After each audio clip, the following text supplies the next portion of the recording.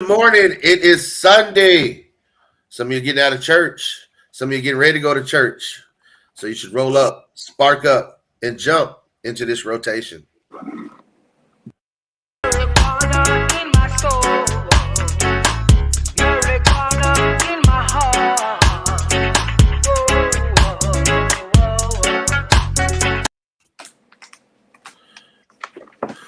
Well, again, good morning, ladies and gentlemen. We have a packed house today, as you can see from the screen. Lots of little squares, lots of folks coming from everywhere. And before we get into our special guest, we're going to do things a little bit differently today on the rotation. We're going to give you the news first, and then we're going to jump into our panel discussion with all the amazing guests that we have. So, Carlos, why don't you go ahead and run that beautiful news footage?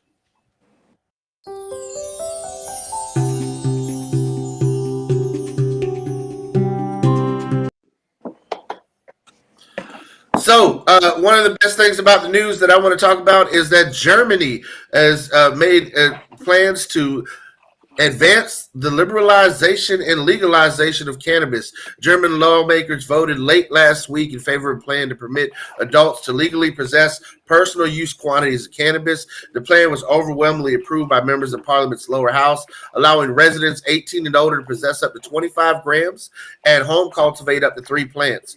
It also calls for the establishment of nonprofit cannabis clubs, which will be permitted to grow and provide cannabis for their members. So pretty excited to see how that's going to shape out in Europe. Neither commercial cannabis production, retail sales, nor marijuana-related advertising will be permitted under the measure, and marijuana sales to minors still remain strictly forbidden, with offenders facing penalties of up to 2 years imprisonment. So don't sell weed to the kids. Last year, similar legislation took effect in the European nation of Luxembourg, following a similar move in 2021 by lawmakers on the island of Malta. I'm saying all these things so you can plan your next European vacation accordingly. All right. So that being said, let's look into some of the things that we're talking about when it comes to legalization. A recent study coming out of Canada showed that the legalization of the Canadian marijuana market is not associated with increases in cannabis-related psychotic episodes, according to data published in the Canadian Journal of Psychiatry. Canadian investigators assessed the frequency of marijuana-related psychotic incidents requiring hospitalization in the 12 months preceding legalization and the 12 months following its enactment. Canada legalized marijuana possession and retail sales in October 2018, for those of you paying attention. And scientists reported no increase in the proportion of emergency department consultations for a psychotic episode. Hey, team, can I get y'all to mute if you're not on? I hear folks wrestling around. Carlos, let's mute everybody so we can keep on with the news. All right. So, again, the United States state-level marijuana legalization laws have also not been associated statistically with significant increases in psychotic-related health outcomes, specifically on a 2022 paper published in the Journal of the American Medical Association Network Open, and found no association between the adoption of marijuana legalization and overall rates of psychosis-related diagnoses of prescribed antipsychotics. This was the basis for Reefer Madness with Victor Licata in Ybor City way back when in the early 20th century, murdering his family.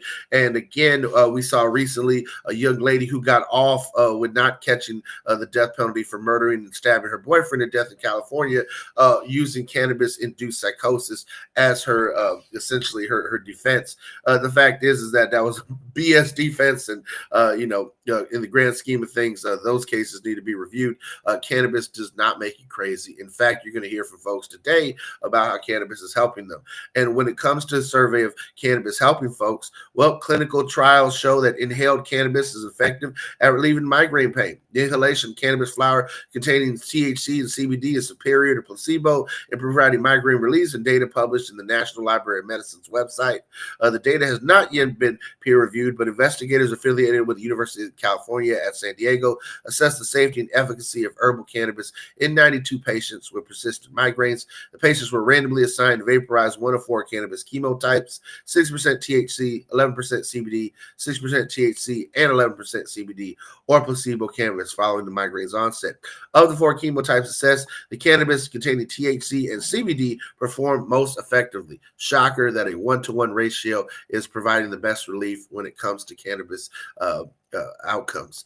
And then we're looking at other survey data right now coming out of the journal Gerontologist.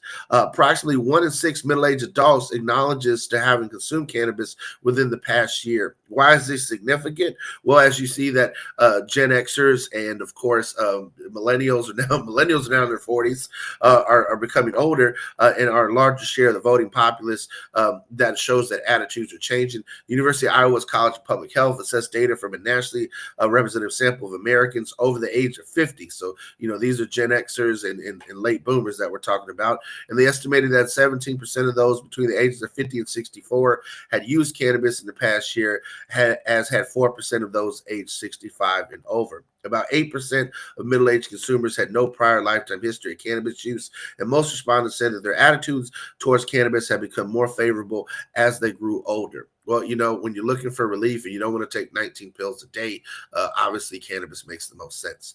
And so, one late-breaking thing that has happened in the past week, members of Virginia's House of Delegates and Virginia Senate gave final approval to legislation that would legalize and regulate the retail sale of cannabis to adults 21 and over. It passed with one Republican voting in favor of the final passage of each chamber.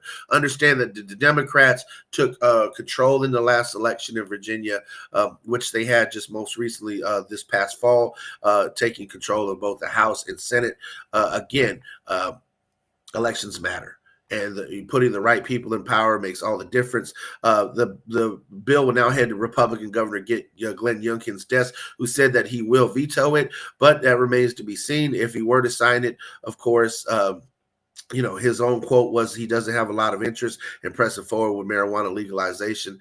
They've had marijuana legalized in Virginia for adult use for several years now. However, they did not allow for retail sales. This will create a retail market in the state of Virginia. So moving forward, as we talk about creating a retail market, we're still awaiting the Florida Supreme Court's decision of whether or not the Smart and Safe Florida Amendment will be on the ballot this fall in Florida. And what does that mean for folks here in Florida? Well, the fact is that there are tons of small businesses that have been selling hemp-derived cannabinoids in the state of Florida now since essentially 2019. And now that folks are experiencing the pinch in the legislature due to multi-state operators looking to corner the market on all sales of cannabinoids. We see this not just happening here in Florida, it's happening in Missouri, it's happening in Arizona, it's happening in Virginia, it's happening in multiple states. And, your two main multi-state operators, if you pull the lobbying reports that are pumping a lot of money into this, and it's True Leaf and Curaleaf, it's the Walmart and Target of weed, if you will, out there trying to push things to make sure that these small business owners, much in the same way you see Walmart and Target not paying their fair share of taxes across this country and pushing out small mom and pop shops all over the country when it comes to retail sales. We see the same thing in the hemp-derived cannabinoid market right now. And we have a panel of those amazing hemp business owners with us today. And I'm going to pass the mic to Carlos to go ahead, since he is the owner of Chillum Hemp and Mushroom Dispensary, introduce himself and then ride through and introduce our amazing panel of fellow business owners who have been in Tallahassee fighting on behalf of the mom and pop entrepreneur in the cannabis industry. So thank you, Kano. As you guys already know, I'm Carlos and I own Chillum. There was this huge push to make hemp basically like illegal here in the state of Florida. All this stuff that Kano just said. I think it's very important to look at the grassroots movement. Normal is a grassroots organization, and there was a lot of different factors that really saved the hemp industry this year that basically came together, whether it was lobbying dollars, whether it was stores putting up signs saying for free dab for, if you call your legislator, to people at home, patients at home, sick patients just calling and emailing. There was a lot of different factors. To be completely clear, we're not 100% in the clear yet. I think the best way to go about this is to go first to Mike Thompson. and have Mike Thompson kind of give us a rundown of what happened in the hemp industry and where we're at right now. We're kind of at the end of this whole movement right now. And every single one of our panelists today fought tooth and nails, right? The reason why these panelists are on is because they're not hiring lobbying organizations. They're not they're not, you know, they don't have the money. They're small businesses. They don't have the money in order to you know, put thousands and thousands of dollars to compete with the MSO money. So these are the people that, you know, shed blood and sweat and tears over this movement, and we're so close. It's looking like we're going to be victorious. I'm not going to say it anymore. I'm going to go right to Mike Thompson. Mike, please let us know what's been going on with hemp. Where did this all start? And where are we at now? Yeah, so basically, you know, it really started with the 2018 Farm Bill. And with the 2018 Farm Bill, that basically ushered in, some would say, was basically when cannabis was legalized. And even, you know, Nikki Fried has been quoted as saying this, and Rod Kite. For the most part, most cannabis plants that you see at your dispensary a lot of them have less than 0.3% Delta 9. So they qualify as THCA. And what's happened is as the bottom line from the tight, highly regulated market, you know, as their bottom line has decreased and more people are realizing, like, wait a minute, I don't need to get a medical card. I can go to my smoke shop and I can get high quality flower grown from other states. I can get Delta 9 edibles. I don't have to, you know, I don't have to go and, you know, get on a government registry and get the government's permission. Well, why would I do that? I'm just going to do that anyways. And what's happening every time they fight us, more people wake up, right? So if you go to trends.google and you look at how many people were searching for THCA flower, it's, you know, an eighth of where it is today, and it's going to probably continue to be even more popular as we get closer into the election. And as more and more people realize that, wait a minute, weed's basically been legalized at the federal level, that's going to really scare these cannabis companies. And what you've seen happen, specifically, I don't know if you guys are familiar with the Florida Medical Marijuana Trade Association that was recently formed. Two of the 7 companies that are in that association have recently lobbied to make hemp a felony. And this is what they, you know, that's Move and Cureleaf. They joined forces with Trulieve, who are all registered lobbyists for basically making hemp a felony, or Schedule 1 narcotic, rather, under Florida statutes.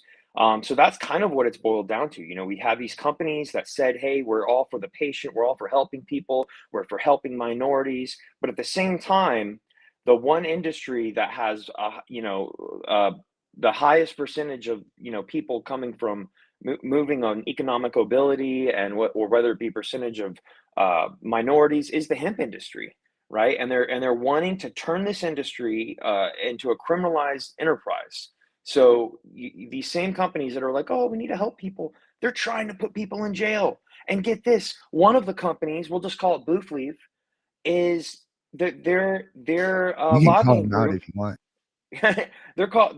Well, you know, they basically retain the same lobbying group that represents Geo Group, which also is the largest private prison contractor. So they're aligning themselves with the Florida Sheriff's Association, the Florida Department of Agriculture, and some would even argue the private prison industrial complex. And it kind of makes sense, you know. And if you're a lobbyist and maybe you've got shares in some of these companies, and you have a fiduciary obligation to your stakeholders. So that's kind of what it's come down to. So that's where we are today. And I don't know about you guys, but I think that there's going to be a big backlash, because as more people realize, like, wait a minute, it's Well, basically already before we legalized. get into that, Mike, before we get into Hmm. that, Hmm. where are the bills at now? Because these have not gone away yet, right? Yeah, so we're not, you know, let's not count our chickens before they hatch. You know, we're probably 90% there, but what could happen is they could waive the rules to bring it down, bring it to the floor for a third reading, right? So the last week of committee, or the last week of session, they can always amend the rules, and they'll do it a vote too. They'll just say, "Oh, all those in favor, yay, nays, boom, slam the gauntlet." Not even take a roll call. They'll just say, "Oh, it sounds like 60%. We're going to bring it to a floor for a vote." The reason why I'm concerned with that is because both the House and the Senate virtually match each other perfectly. So if they want to send it through to the governor's desk, they can just bring it down to the floor for a vote. So I don't think we're out of the woods. From what I've heard from some of my Republican colleagues, is that there's some horse trading going behind the scenes, and there's some contention between Ashley Moody's camp and Wilton Simpson's camp. And you would look at Ashley Moody; she's probably more aligned with, I want to say, the libertarian / maybe MAGA side of the Republican Party, whereas Wilton Simpson's more of the Rhino side of the party. So and they both are trying to run for governor of Florida. What's Rhino mean? Rhino is similar to Dino. It's Republican in name only, or Democrat in name only. So our Democrat colleagues that recently all voted unanimously to make hemp a felony, I would call them all dinos and rhinos, all of them. That's just my 2 cents on that. So thank you very much, Mike. I want to go next to Alex because I heard a lot about MSOs battling the hemp industry. I want to, but that's not what you hear about. You read the synopsis for the bill. You hear these people presenting the bill. Everybody on this call knows that it's full of shit, but we all hear that it's for the children, it's consumer protection. I want to get a reaction from Alex of what Mike just said and what the true purposes of this bill are for. Oh man. I have a business partner, and he thinks this was just one of the best ways of fundraising money they possibly could have done. Now, is that inadvertently a product of someone wanting to ban hemp, and coincidentally someone wanting to regulate the future recreational market in Florida, and theoretically pose them both against each other and raise money from both camps simultaneously? And then, now I don't want to say anything because we haven't necessarily brought the fish on board yet, but session does end on the 8th. And like Michael said, we're 90% of the way through it. And currently the only reason there's any optimism is because of some recent inaction regarding 1613, or the hemp ban in the House of Representatives. What's going to happen? I don't know. I don't necessarily want to comment anything about the future implications on this video, and then 2 weeks later have to look back and eat my own words. So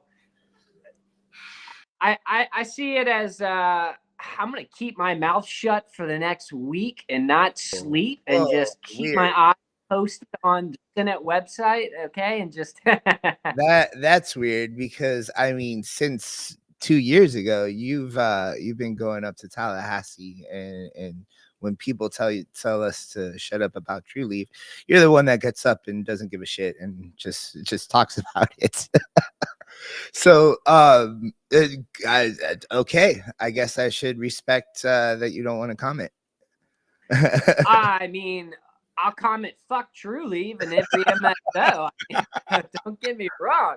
But, I don't want to say we've won a battle and then wake up a week from now and see that we've lost the war. I guess to just educate the viewers is that the Senate bill, the Senate hemp ban, passed unanimously with the support of the dinos, as Michael Thompson liked to bring up there.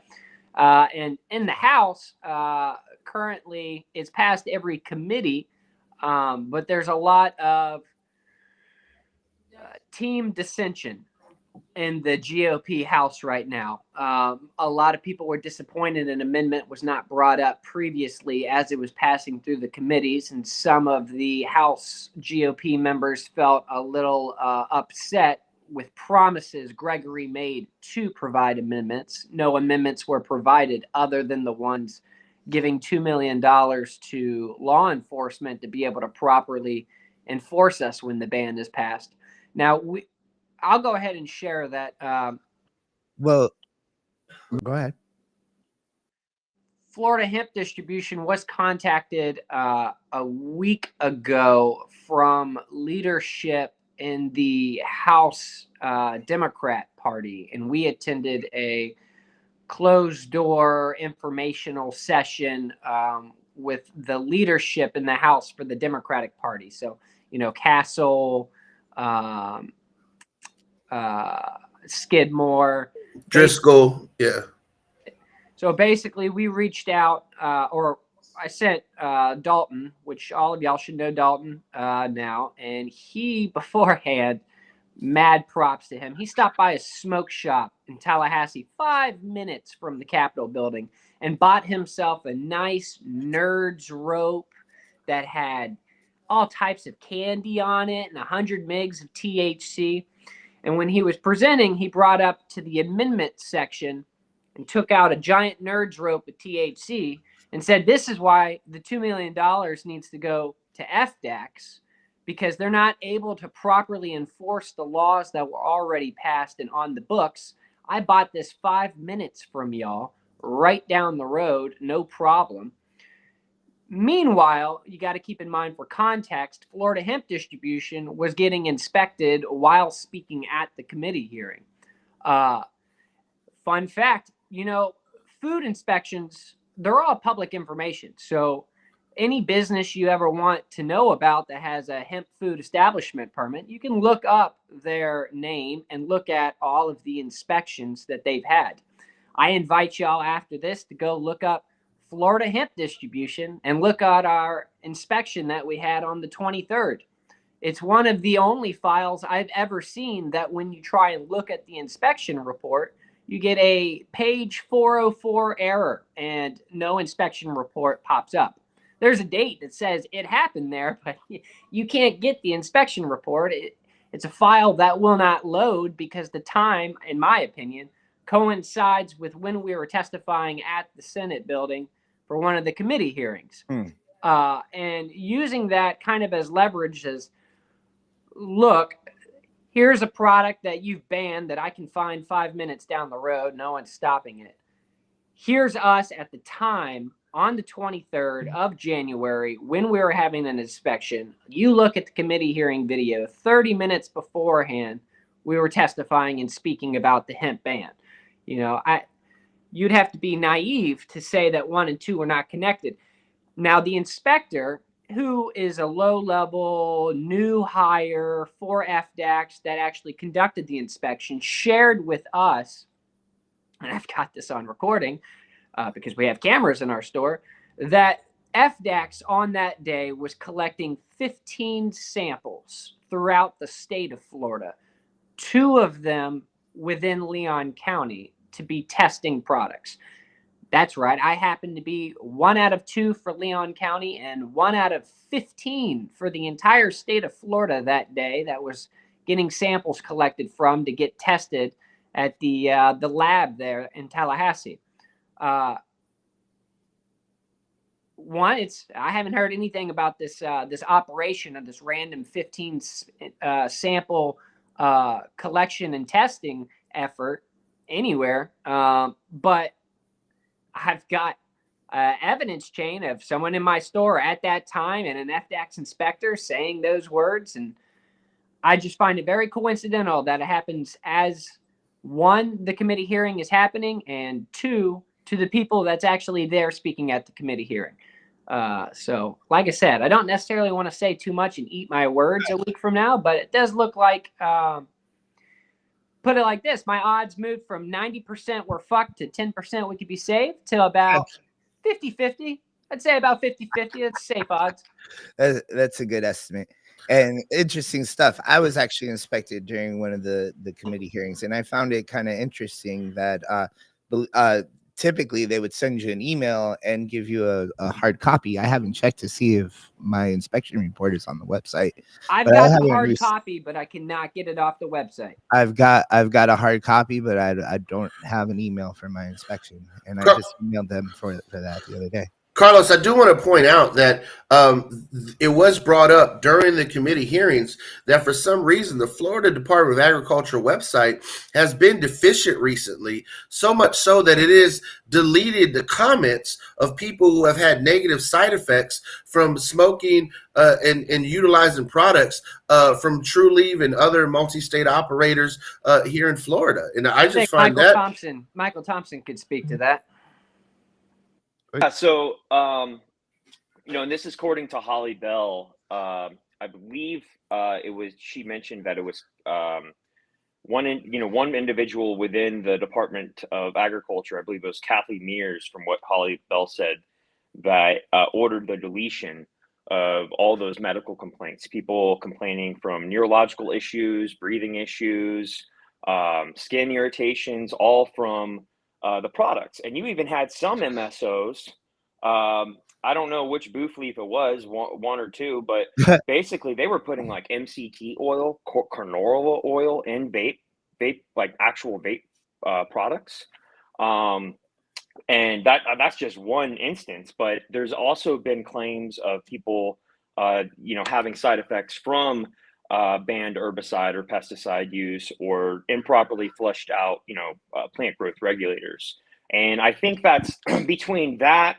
Also, when you have the issues of stores getting coincidentally, I don't want to say rated, but focused inspections. So what we should do is we should look at how many inspections happened, right, across the state as a percentage of all locations. And then of the people that spoke and testified in Tallahassee, what percentage of those people had a surprise inspection, or a focused inspection, rather. And if this legislation goes through, it won't be an inspection. It won't be a focused inspection. It'll be a raid with law enforcement, right? And I think that's something that, given the revelations with Ashley Moody, and how there's contention between their camp and Wilton Simpson's camp, because he's not very popular in the Republican Party, I would recommend all business owners who were given a focus inspection report to the Ethics Bureau of Florida. I'd recommend reporting to them, and also reporting to the ACLU of Florida as well. So, but yeah, that's my 2 cents. Total coincidence. Yeah. Well, Hannah just sent me my report, and apparently, my report is not available on their website. But I wanna go ahead. We still got to go to Kushy Pies, but I want to go ahead and go to Tammy real quick at Battle Buds. We've been talking all these conspiracy theories and all this cat and all of that, which is all great and very important to speak about on the show. But what I'd like to do, I want to hear from a veteran. I want to hear from a patient. I want to hear from somebody that's treating patients. How would this affect you? How would this affect your business, Tammy? And thank y'all so much for having us on. Yeah, I did 26 years in the Navy as a combat vet, have had some head injuries and beat down like a lot of us. And so after I got out of rehab in San Diego, I came here, went to Chillum actually, and no pun intended, learned about hemp. And me and my cousins started a little hemp dispensary here called Battle Buds Bunker. It's over in West Tampa. And when I saw how the hemp, CBD, CBG, certain cannabinoids would help us, then that's what we did. We went through, like all of us on this rotation, got our Florida Department of Agriculture, got the best products here, because to us, it's all about source, knowing who you're getting your medicine from. And that's exactly what we consider it. I average about a 3,000, I take a 3,000 milligram tincture every day, along with other things. And it's also, costly if you're getting the real stuff. So that's another reason we opened up and provide a place for veterans or family, pets, anyone can come in. And, most of us, you guys, it's a quote, my cousin Jennifer, who's my partner when this says, some of us don't want to get high, we want to get better. And that's what we've all done here, and especially veterans. We don't want to go give the government any more money, in our business, pay the state for something that right now you can come to our bunker and we sell the ganja, the Kushy Pies, the chillum, everyone in here, we provide, we call them battle rations. So wherever you are, you can come by and grab what helps you. But this would directly affect you guys about probably 75% of our products, including the people in this rotation. We would be able to keep like our combat creams, a few things, our pet tincture, but even myself, and not having a middleman, because our products are What just, would happen to you personally? me personally, I'm going to have, we will either shut down, we will have to go to another state, even to ship back all of our customers' products back to this state, you guys. So no, I won't even be able to continue to receive my straight from the farm products that we provide veterans at a significant discount rate so they can even afford this, just like all you guys do. You guys give us a tremendous discount. And, we look at it like the triple threat effect. If we could calm our bodies down, and then if we could get, if you're old enough and can smoke, great. You feel that, you can feel different strains that I think help what I've learned through this 4 year, getting off of, I think, about 7 medications so far. Um, um, so anyway, we do that kind of getting in our lungs and then doing our tinctures, our gummies, depending on what you can. And now you got that whole effect throughout the day. I drink my coffee in the mornings when I get up, and the Navy, that's what we all like. So we've done that. And we, Pablo, there's so many 1620 Marines, so many combat vets and other vets that get involved with. That's something I wanted to ask you, Tammy. Sure. Alex does some retail, but the main part of his company is distribution. The main part of our two companies is retail directly to customer. I wanted to ask you, I've had no complaints from any of my customers that they've had an adverse effect, that there was an issue. I've only heard good things. Have you ever heard of any customer that has had to call poison control or anything like that? No, absolutely not. And I kind of think what you just said, shoot, y'all, and I'm sorry, that's my head injury. I just dropped my train of thought. Say that one more time, Carlos. No worries. Have you had any customers that put in a complaint saying that they've had an adverse effect or had to do poison control, or their keys got into the packaging or anything like that? Yeah, no. I mean, what we have found, because we all come together and do like learn and burn, we share our experiences. We've had bad reactions and stuff, and gotten bad products from some of the dispensaries. And but as far as I've heard about that, there's somebody that often testifies that they can't use dispensary cannabis because it's packed with 100%. Pesticides. We break out, man. We've got pictures of veterans with hives on them. And again, we're not trying to put everybody out, but it's like, you guys, that's why we call it battle buds. There's a bud to handle anything you're battling. You don't have to go to war. And, Michael Thompson's chocolates and Kushy Pies might do something to you that, and the buds and what that cannabis is made for, that's our medicine. That's what we focus on, not how high. And I mean, I love some of these dispensaries, because when you walk in, it's not about how high it is. It's like, how can we help you get that balance and still be a productive warrior like we were in the military? It's like, it's time to bridge the gap, you guys. And marijuana, I mean, there's so many stigmatisms, and it's like, no, we feel, especially as combat vets, You know, it's like we're 0.05% of our great nation. This stuff works for us. Why can't the state of Florida? Let's be the leaders, man. Why do we care about what other states are doing? You know, we have the largest state in the nation for our veterans, our Vietnam veterans. It's a great time. And that's what you guys have all helped us with by providing so many types of medicines to us and our veterans. It's like we got to bridge this gap.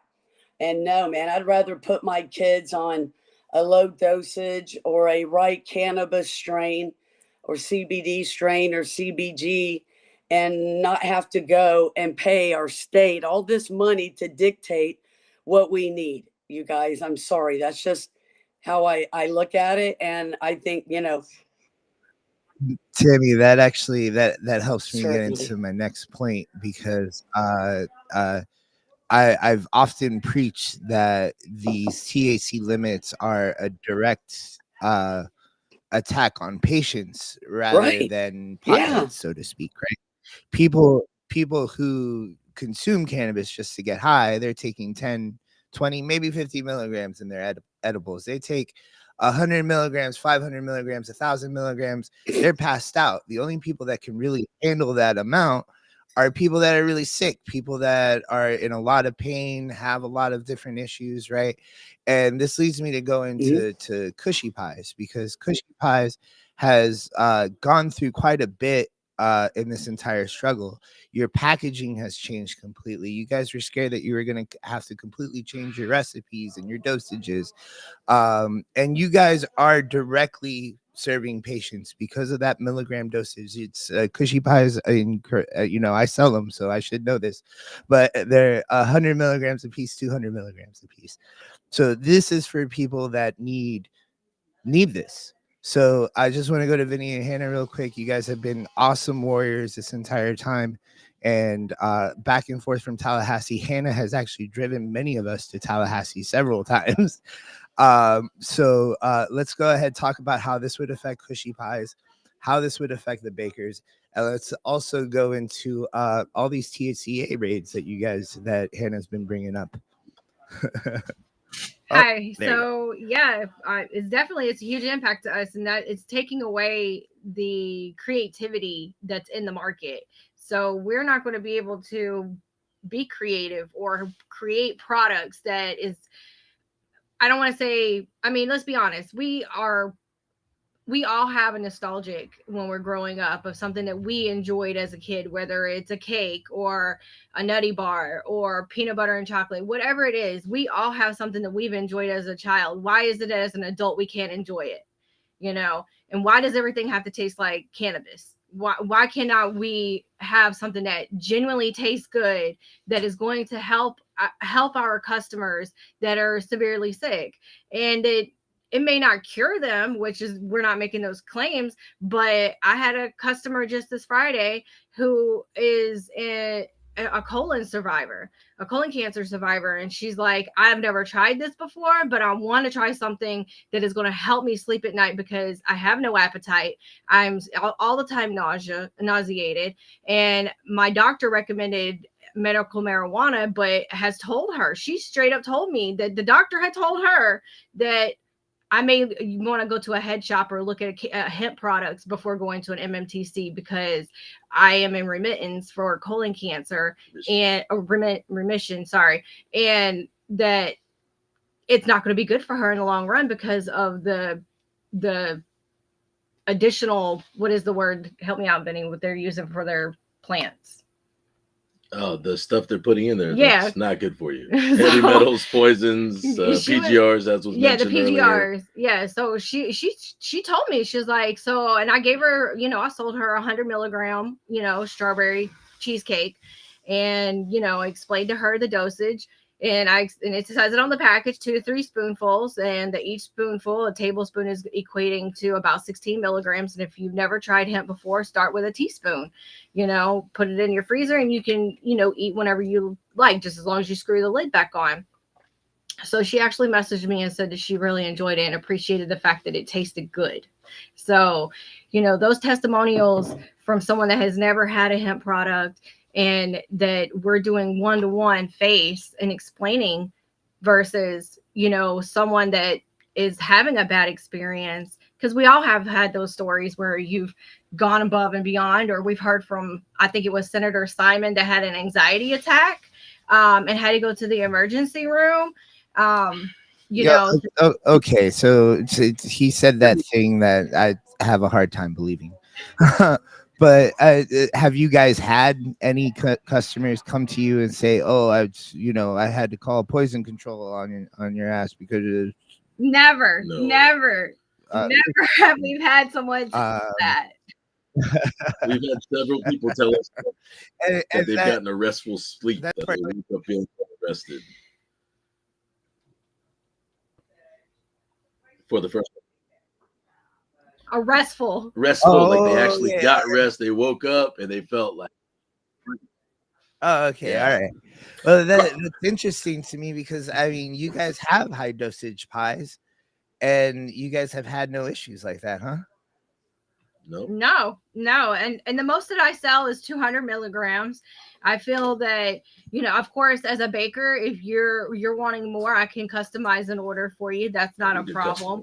However, the general public, from my experience, 200 milligrams is a decent an amount, you know. And they're not going to take that at once. No, That's nobody. And we even, dosages. I mean, of course, packaging states no more than 2 to 3 spoonfuls. Of course, we do sell smaller dosage items for someone that has absolutely never tried hemp. 5 milligram cookies. But we've had people come back and say, that's not done anything for me. I need to try a higher dosage. Keep him there. So, you know, with that said, we don't want anybody to have a bad experience. We're educating our customers one person at a time and explaining to them that this is not a synthetic product. This is a natural occurring product that is 100% safe. We purchase all our products here in the state of Florida. We buy our strawberries from Happy Farm, right? Happy Farm, in Plant City. So he buys all of our products. So I know for a fact we locally source our products so that everything is fresh. And I've never had a complaint. Hannah, can you comment on what you were texting me about yesterday about these THCA stop sales? Yeah, so just like Alex had stated, that everybody that is getting an inspection for a food permit in the state of Florida is public knowledge. So if you go onto the website and I just did a 1 month search in Hillsborough County, and of course, every single shop that I looked at, wholesaler, there's been stop sales on THCA. So and this is all public knowledge. You can look at it. So if you have THCA and you're getting an inspection, you're going to get a stop sale. They are stop subject to. Yeah. I mean, from everyone that I've looked at that has had one and had THCA in their store, it's been a stop sale. Let's go real quick to Mike Thompson. Mike Thompson, I thought they were trying to make THCA illegal. Why are they able to put stop sales? So what they're doing right now, there's a rule. So let's not, most people, they might confuse rules with laws. Rules are not laws. So the law will often make the administrative part of the government, whether it be the Department of Health or the Department of Agriculture, they have to set rules to enforce the law. So in 2020, they made a rule where they multiply the total T, and I believe it's by 0.877. So what they're doing is it basically makes it where even if it is under 0.3 D9, it still would test hot. And that redefines what the federal law says from the 2018 Farm Bill. So what's happening is this rule, there's no law that says that you have to do that for the conversion. If we go just by Florida statutes, technically THCA is legal. And look, I'm not a lawyer and this isn't legal advice, but if we look at the rule is currently being challenged in an administrative court right now. And we don't know how that case, I've heard some things, I don't want to speak on that, but we should expect to see a ruling from that case. And I think that, who knows what that could do, either if it goes to the point where, okay, well, the rule, they're justified in making that rule where THCA is hot, then we're going to go ahead and enact that. But yeah, that's kind of what's going on right now is there's an argument between, stakeholders saying, hey, this is just a rule. It's not the law where, so that, and it's also from what I've heard from other defense attorneys, it's being used for criminal defense as well, where you're like, look, this is just hemp flower. and it's under D9. That gets a little more complicated because if you leave it in your car for a while, it'll decarboxylate and of course test well over 0.3 D9. So, but I wanted to add something on the prior conversation. Is that cool? Go for it. Go for it. One thing that I wanted to talk about was when Gregory was mentioning, he said something in the very last session. He said something to the effect of over 300 people died last year from synthetic cannabinoids. That study that he quoted included things like K2 spice, JWH018, something that was never happened in nature, right? And that's come on, that's just lying to people. Another thing too is what they did last year during the special session is they conflated synthetic cannabinoids with synthesized cannabinoids. So synthesized cannabinoids would be something like maple syrup or vanilla extract or even aspirin, where it's the exact molecular copy of something that would be like CBD, THC, delta 9. Those can be synthesized, but they're not synthetic. Synthetic is something like spice. It does not occur naturally in nature. So they threw the baby out with the bathwater, redefined all these both intoxicating and non-intoxicating cannabinoids during special session. And what keeps you exempt from that is having a hemp food establishment or manufacturing permit. So I think it was interesting because this current legislation, HB 1613 and SB 1698, both reference that new definitions for the Schedule 1 narcotics in Florida. I thought that was pretty interesting. Thank you, Mike. I want to go to Alex real quick because I know Alex has had a stop sale put on THCA a long time ago, so I'm sure he's been sitting there wanting to comment. And then right after, I want to go to Tammy. Yeah, I mean, everything Michael just said is 100% correct. So it's an FDAX rule. It's not a law. There is currently a company challenging it. My biggest question, because based off of who we've spoken to at FDAX specifically, and I'll go ahead and name drop, his name's Michael Hall. You ever need a question answered, you'll be happy to email him and wait 3 months to get an answer. FDAX has a total THC rule, not a law, that they got through the USDA, which does pre-harvest testing, which is where your total THC, which is delta 9 plus THCA times 0.877. That's where that rule comes from. Florida adopted it when they created their hemp program. What's different now is that that's always been used as a pre-harvest lab, not a total THC equation used to finished products and goods. It's because of that you see shipping of interstate commerce of THCA products, buying THCA from Oregon and bringing it into the state of Florida because it's a pre-harvest COA. It doesn't apply to finished goods. The USDA only regulates up to the point of cultivation.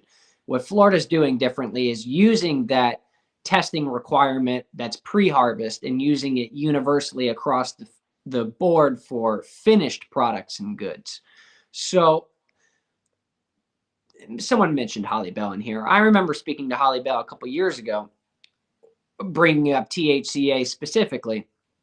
And one of the problems that she had was that there was no teeth to the enforcement. So worst case scenario, if you bought in 100 pounds of THCA flower, it's going to get seized and you'll get a fine.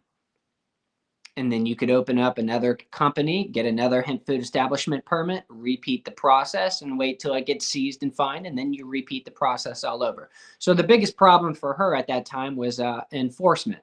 Now, with it being added to the bill and having it codified into law, there's going to be, the purpose is to have teeth behind the enforcement. Even though you could still buy it federally, legally, and have it shipped to your home, Florida went the different route, So everything Michael just said is 100% accurate. Recently, we had products that were stop saled on our CBD pre-rolls. They were at 0.4. They were at 0.4. They used that shit's weed, dude. You see, but be honest. We host all of our lab reports on our website as required by the law. And our COA had the THCA at 0.435, I believe. And because of that, when they conducted their inspection on our manufacturing facility, this is another inspection, but different than what I brought up earlier, about a week after, they stopped sale our CBD pre-rolls, and the inspector kept referring to them as Delta 9 pre-rolls. You can't sell these Delta 9 pre-rolls. The challenge with what Michael brought up and with what I'm saying, this total THCA rule, is that your hemp flower products will cease to exist if that rule is enforced across the board unanimously in all counties and all cities. Now, when it comes to THCA, our products in our retail store were told to be stop saled in November of last year, way before these inspections started happening universally across the board. But what I can tell you for a fact is that when enforcement starts in Tallahassee, it's typically the tip of the spear. It's going to start in Tallahassee, and it's going to spread out like that slowly. So as the months have gone on since November, January comes around, and I hear all these different distributors and retail stores having stop sales put on THCA products. Keep in mind that you're not breaking the law, but you are violating a rule that FDAX uses, a rule that is being challenged currently in court. And if that rule is upheld and properly enforced, I personally cannot find CBD flower that will comply with it, let alone your Delta 8 flower or any other type of flower. Regular CBD flower, I would not be able to find anywhere in this country that's going to be below 0.3 THCA plus Delta 9. It's an arbitrary limit that we cannot comply with even if we wanted to. What's different now is that it's being used more as a means of enforcement. But if it's universally done, you won't find any hemp flower. You know? Thanks, Alex. Say about it. Tammy, I know you got a comment, and I want to get to your comment, but there's something specifically I want to speak to you about as well, and it's specifically about how veterans have been treated through this entire process. Pablo last year, Pablo was supposed to be on the show, but unfortunately couldn't make it on. But Pablo, the 1620 Marine, rode with a bunch of us to Tallahassee a bunch of times. All of you guys know him. He was last year, I think it was Senator Collins made a comment that he was just a pothead trying to get high. And then Tammy, I know you got words about Collins. But Collins again this year made a comment during session where he looked at the crowd and shamed us because he claimed we were parading veterans to get what we wanted, instead of veterans coming up there and asking him for help. And then, big surprise, last time you were there, you filled out a speaker card and weren't even given a chance to speak. So let's go ahead, give you your chance to speak, Tammy. Let's go ahead. Hey, and thank you again. And one thing I do want to ask everybody here, you guys, in the military, we wear different hats, just like you all do. So I do have my little Iraqi freedom hat on right now. But, I'm looking at right now, you guys, what we can do, because we don't trust any of these guys. Yeah, we've looked a lot of them in the face, even last year, and they said we wouldn't have to worry about this. If they got elected, they'd leave our little 0.3% alone. And so right now, you guys, what we need your help in is, one, pushing this info out. Secondly, especially to our veterans, all these House bills and Senate bills that we've brought up, we still don't trust them. We have till March 8th. There's bills that are directly affecting for veterans and disabled veterans to not even have to pay for a card here. The Senate bill 1514, House Bill 1435, just like we said earlier, Senate Bill 1698 and House Bill 1613. You guys, right now, get on the horn, call them, text them, let them know that this is going on. We're getting ready to vote in this state in November. Don't let our representatives speak for us right now. Let's do that in November. You know, I mean, so many of us are, I'm tore up about it, you guys. Carlos, I just think, I wish they would do like in the Navy. Coffee calms everybody down, especially me. And it's like one of these, I wish they would just drink a cup of shut the fuck up and wait till November and let the voters speak. But man, these combat veterans, especially our Vietnam brothers and sisters, we don't want this shit. We want what we have now. We don't want what they're trying to still dictate to all of us, especially in Florida, what's good for us, So I hope I answered it. Didn't take up too much time, y'all. But there's so many representatives and senators in this state that's doing it right. It's not about Republican and Democrat. It's about let's lead with this state and all the great growers and businesses that are doing it right. And these civilians are what we need, just like our wives, our husbands. That's what you guys are. Y'all carry the torch when we're out protecting our great country. And now it's time for us to be able to do the same. And that's what I feel with all you guys. Carlos, and I don't even know if I've ever told you this, man, but when I got out of rehab, I walked into Chillum and Ybor. Mary Newman, my cousin, took me in there. I did a big bag of dabs, hadn't done much CBD. And I did that your dab. And man, it calmed me down. And I felt like I was like a senior chief again, a mom again, a business owner again. And that's what we can do here, you guys. Sometimes you go into the dispensaries, you take 2 or 3 hits off of something and you're done. It's too strong. Not with our stuff and not what we're asking for in our great state of Florida. Let me ask you real quick, and then I want to give everybody a chance just to tell people how they can find them and support them and everything. But real quick, if the legislator could bring in the veteran opinion a little bit more, what could they do? How could they approach you guys a little bit better?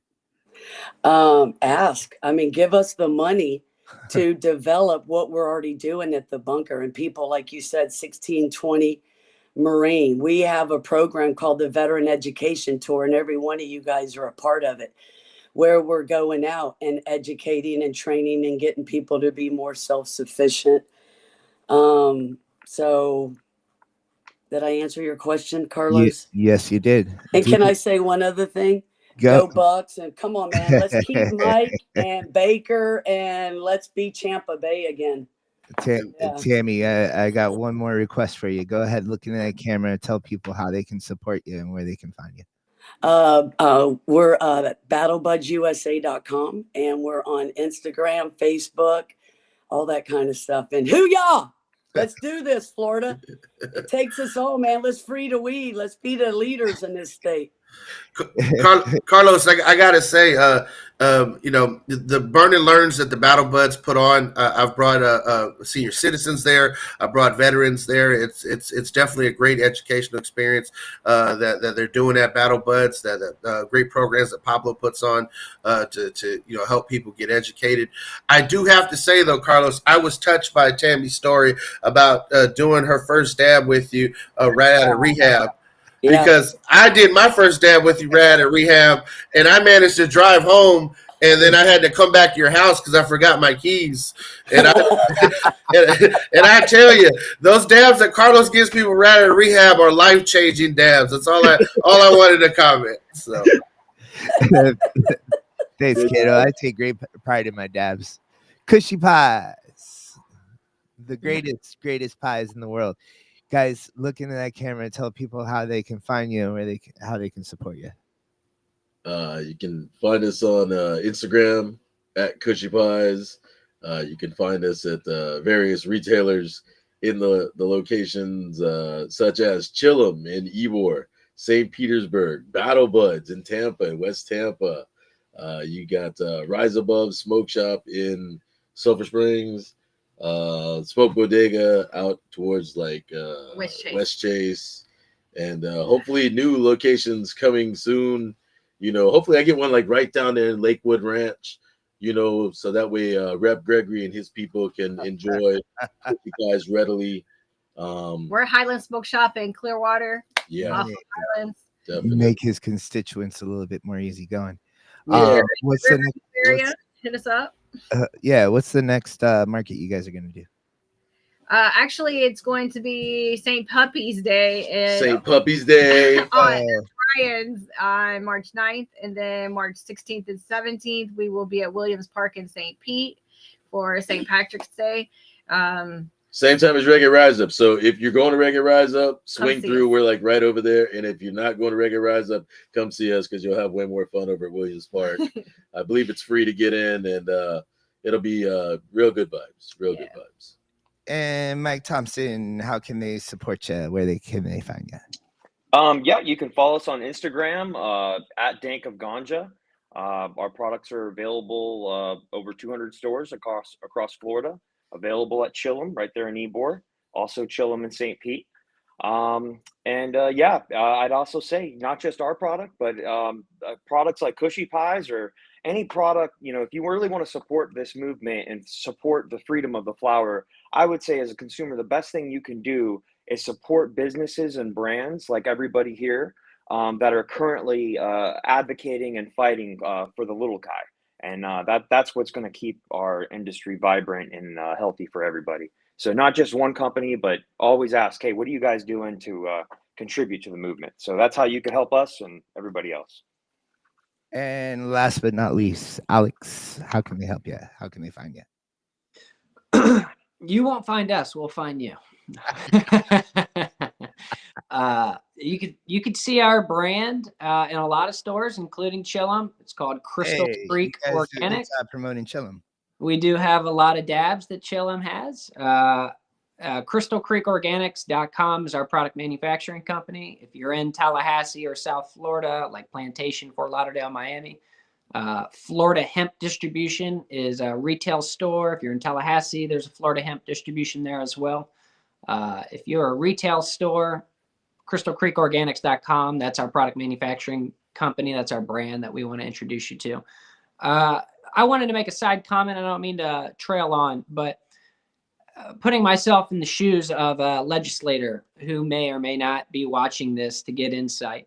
The biggest problem, and it's a catch-22 that we have, is that what someone mentioned in the committee, we refer to these products and the people that use them as patients in medicine. And it's true. A lot of people do use this as an alternative to medicine. The biggest problem that we have is that we're regulated by the Department of Agriculture.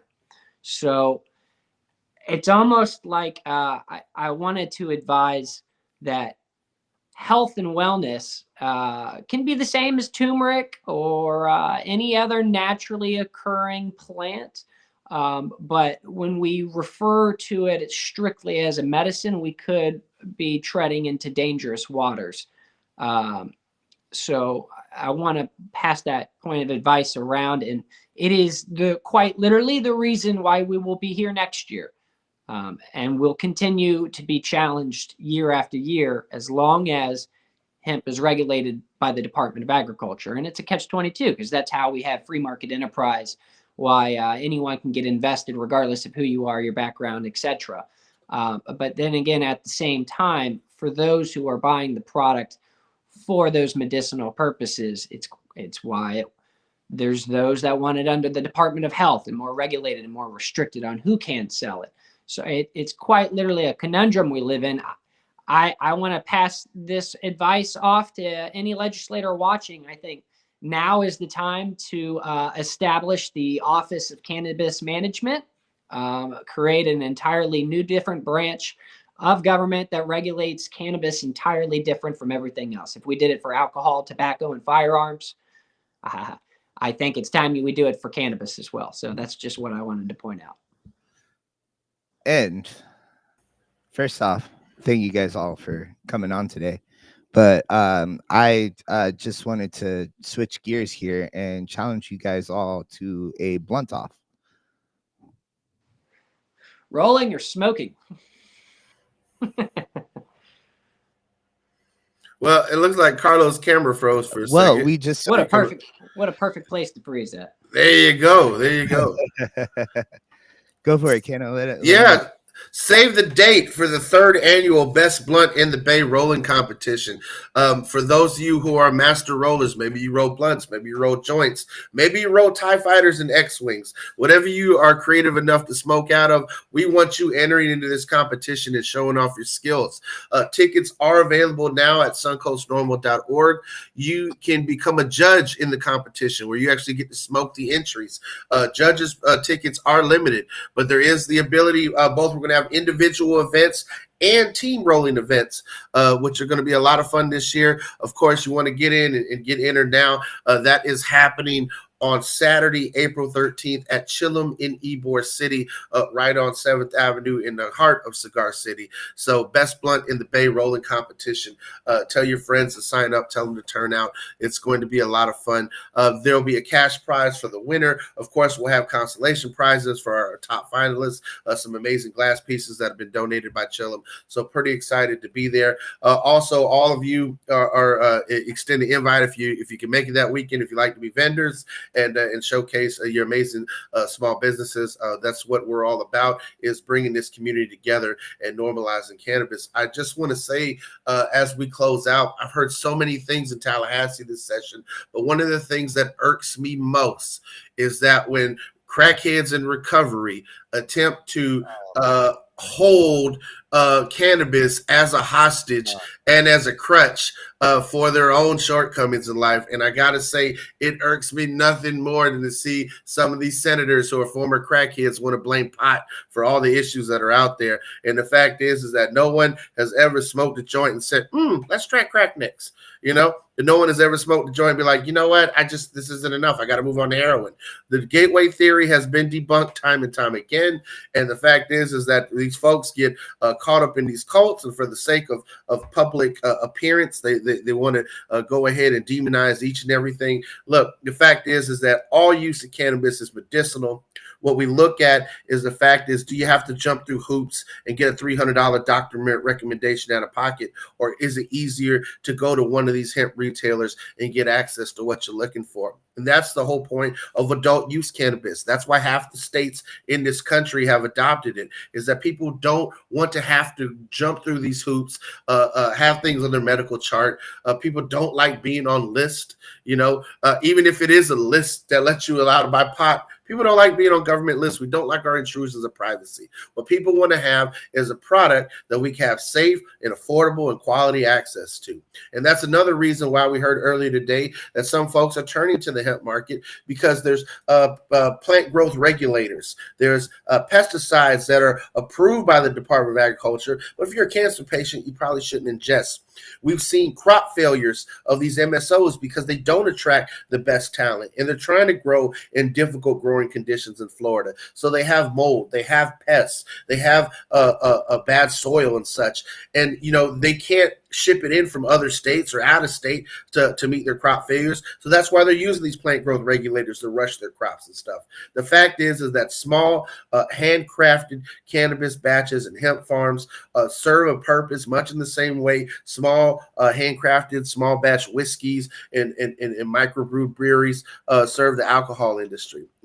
I don't always like to tie cannabis and alcohol together, but you can see parallels as to where these mom and pop shop, these small business owners, these entrepreneurs play a great role in providing amazing quality products. And the fact is that sometimes folks want something that is unique, that is boutique. You don't want to go to get a Walmart product. You don't care about having a great value product. And that's the way folks are starting to see many of these products, and from the complaints we've seen on the Department of Agriculture that these MSOs are putting out. So if you want solid and great products that are handcrafted, that people take their time to produce, check out Kushy Pies, check out Dank of Ganja, check out Florida Hemp Distribution, check out Battle Bus, check out Chillum, check out all these small businesses that are doing it the right way.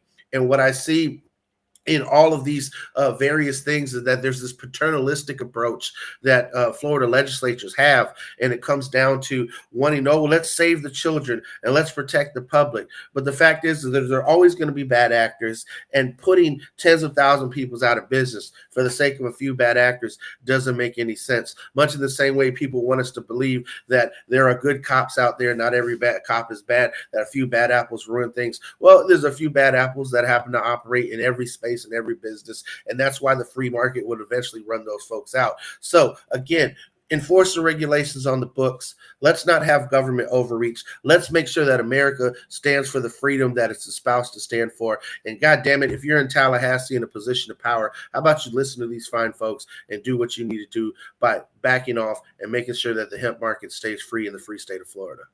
Hear, hear. And another way to support all these good, fine businesses and push for good legislation, Gano, is to become a member of Suncoast Normal. And I hear you get all these cool things. You get a gold leaf pin, you get discounts at Chillum, 25% off, and you get discounts on events, much like the best blunt of the day that we're going to. That's right. Free general admission to all Suncoast Normal members. All you got to do is check in at the door. If you're a member, you get in for free. Doesn't cost you anything to come and attend our membership events.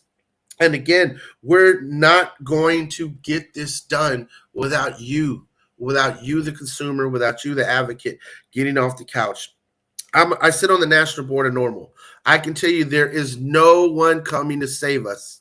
Okay, it is up to us in the state of Florida to save ourselves. There is no multi-billion-dollar organization, or there's no magical billionaires, whether they're Koch brothers or George Soros, that's going to dump a whole bunch of money into Normal or Suncoast Normal or any of our advocacy organizations. What it's going to take is each and every one of us rolling up our sleeves, putting our blood, sweat, and tears into it, and making sure we hold our elected officials accountable for doing right by us, and that this is our opportunity to actually make things happen in the next coming years. We've had so many great legislative initiatives that have stalled because the air was taken out of the room by these bad bills, between the THC potency caps and between trying to push out the hemp industry. The Florida legislature failed to address workplace protections for medical marijuana patients. They failed to address protecting the parental rights of medical marijuana patients. They failed to address medical discrimination for medical marijuana patients and being kicked off the organ transplant list. They failed to address expanding qualifying conditions. They failed to address the bill that we put forward for state-regulated home grow facilities. There are so many great things that are moving in the Florida legislature that your chapters of Normal are pushing, that Suncoast Normal has had a hand in writing, and we need you to continue to help push us to get over the top. We're nearing the tipping point. We just need to continue to push and step on the gas, stay on their necks for these next couple weeks, make sure that we can close out this legislative session, and then let's go into an election year. And again, elections matter. We have one Suncoast Normal member in the legislature right now, Tom Keem. Shout out to Tom, 20-year Navy veteran who actually won a special election in District 35. You know what? The fact is that we need more of our members to step up and run. So if you're interested, get in contact with us, become a member of Suncoast Normal, and let's talk about how we can make the difference in cannabis policy in the state of Florida. And everybody, you're off of mute. The show's over. Goodbye. Bye. Bye. Bye, everybody.